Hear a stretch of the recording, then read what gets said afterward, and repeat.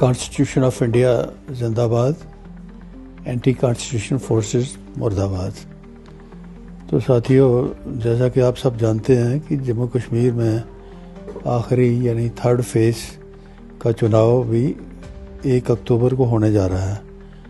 अक्सर देखा गया है कि बाकी देश की तरह हमारे जम्मू कश्मीर के शहरी भी हर बार की तरह पॉलिटिकल पार्टियों की जुमलेबाजी का आनंद लेने में लगे हुए हैं, बजाय अपनी फलाह बहबूद, अपनी बेहतरी के मतलब सवाल पूछने के। अपनी बेहतरी के मतलब सवाल पूछने के बजाय इनकी जुमलेबाजी का आनंद लेने में लगे हुए हैं, जो सीधा सीधा अपने साथ एक बहुत बड़ा धोखा है। तो आपको पता होना चाहिए कि लोगों के भले की बात वही सोच सकता है या कर सकता है जो खुद किरदार वाला हो, ईमानदार हो और सोच वाला हो। जबकि बाकी पसमानदा देशों की तरह हमारे भारत के सियासतदानों की मेजॉरिटी भी दल बदलूं, बेईमानों और बदकिरदार लोगों से भरी पड़ी है। इसमें कोई झूठ नहीं है, एक बहुत बड़ी कड़वी सच्चाई है। जहाँ तक पॉलिटिकल पार्टियों का ताल्लुक है, सब की सब बगैर किसी एथिक गाइडलाइन वाले कॉन्स्टिट्यूशन के, चापलूसों और पैसे वालों के, बदकिरदारों, बेईमानों और दलबदलों को कैंडिडेट के तौर पर झूठ की बिना पर बोली बाली और नादान जनता के सर पर सवार करने पर तुली हैं। ये भी एक सच्चाई है जिसको हमें सबको समझना होगा। तो अफसोस के साथ कहना पड़ता है कि हमारी आम जनता इन नकली चेहरों से अपनी भलाई के रिलेटेड सवाल ना करके इनके ज़ात पात और मज़हब की बिना पर किए गए जहरीले प्रोपेगेंडा का शिकार हो जाते हैं और 5 साल अपनी परेशानियों के और बढ़ा के रख लेते हैं।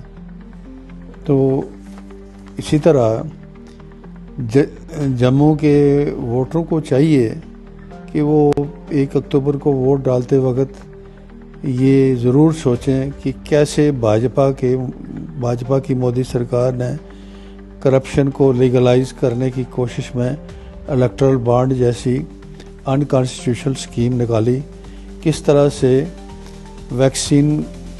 कोरोना की वैक्सीन और दूसरी जाली दवाइयों के सैंपल पास किए गए, कैसे हज़ारों की तादाद में बलात्कारी के केस सामने आए जिनमें भाजपा और आरएसएस के लोग डायरेक्टली या इनडायरेक्टली मुलव्वस पाए गए, किस तरह पैरासीटामोल और पैन डी समेत 53 किस्म की दवाइयों के क्वालिटी पर कंप्रोमाइज़ किया गया, नकली सैंपल पाए गए। तो ये अभी की हाल ही की बात है जो मैं सुना रहा हूँ आपको। कल आपने या आज की अखबारों में आपने पढ़ा होगा।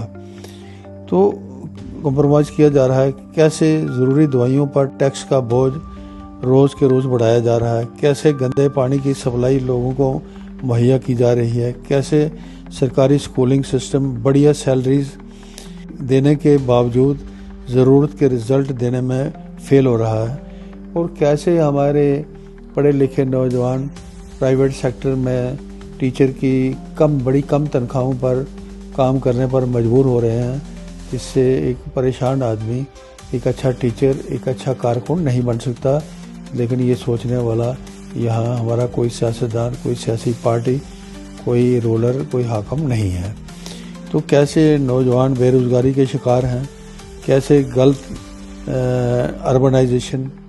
किस्म की अर्बनाइजेशन जो शहरीकरण हो रहा है इलाकों का, वजह से आप एक क्यास वाली हालत बना के रख दी गई है। कैसे मिलावट खाने की वजह से हमारे बच्चे बीमारियों में मुब्तला हैं, हमारी 70% औरतों का ब्लड लेवल ही कम है। इन सब लानतों के लिए भाजपा सीधे तौर पर जिम्मेवार है। सोच विचार करके वोट करें और हो सके तो नेक और काबिल लोगों को वोट करें, चाहे किसी पॉलिटिकल पार्टी के हों या आज़ाद उम्मीदवार हों। एक किरदार वाले लोगों को आप प्रोजेक्ट करेंगे तो आने वाले दिनों में सियासी पार्टियां अपने आप में सुधार करने पर मजबूर होंगी और अच्छे ईमानदार लोगों को अपने कैंडिडेट के तौर पर प्रोजेक्ट करने की कोशिश करेंगी। ये सारी जिम्मेवारी आप है। इन सब चीज़ों का ख्याल रखते हुए भाजपा को एक करारी शिकस्त देने की ज़रूरत है ताकि बाकी पार्टियां भी इससे सबक लें और आने वाले दिनों में अपने अंदर एक अच्छा सुधार करें। आज के लिए इतना ही। बहुत बहुत शुक्रिया।